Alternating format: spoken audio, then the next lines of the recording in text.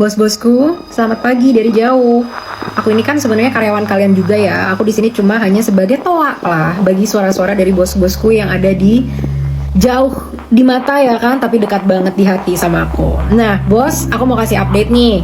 Beberapa hal yang sudah terjadi sampai hari ini karena deadline mendekati nih, bos. Deadline mendekati tapi karyawan masih juga belum kelihatan batang hidungnya, tapi semoga mereka sebenarnya sedang mempersiapkan ya. Jadi kita juga positive thinking, kita kasih waktu secara objektif.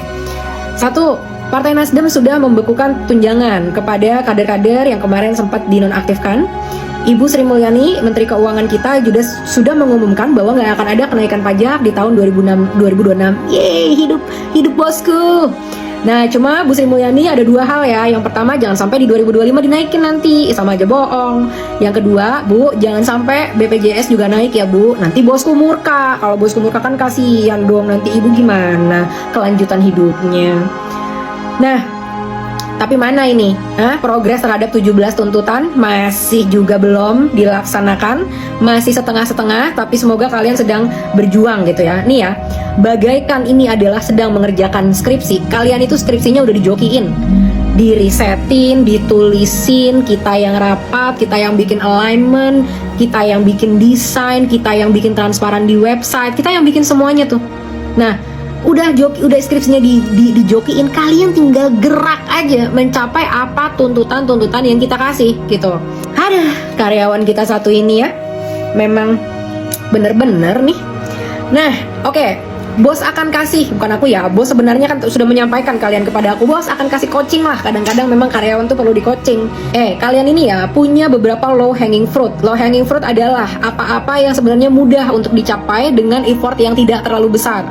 Satu, kalian bisa mencoret satu tuntutan. Kalau PDI Perjuangan memecat kader-kader mereka yang pernah menghina masyarakat, sampai saat ini belum dipecat nih. Padahal partai-partai lain dengan legowo mereka udah mecat kader-kadernya.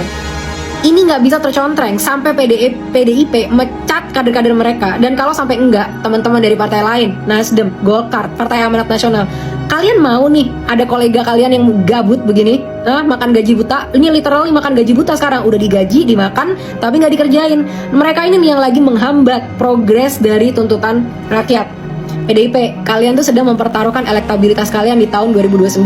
Kita nggak akan pernah berhenti mengkampanyekan ini. Nanti kalian bikin dangdutan, bikin hadiah-hadiah untuk masyarakatnya, diambil aja, dijogetin aja, tapi nggak perlu dipilih.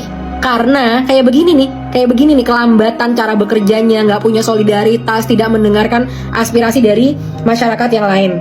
Aku juga udah lihat ya, ternyata katanya Pak Presiden Prabowo udah ngasih instruksi kepada Ketua DPR untuk segera mensahkan RUU perampasan aset. Oke lah, ini sebenarnya adalah kemauan kita jangka panjang. Tapi udahlah, karena kita udah muak banget, udah lakuin aja itu. Itu bisa jadi salah satu lah yang kalian contreng setidaknya tuh. Dua low hanging fruit ya.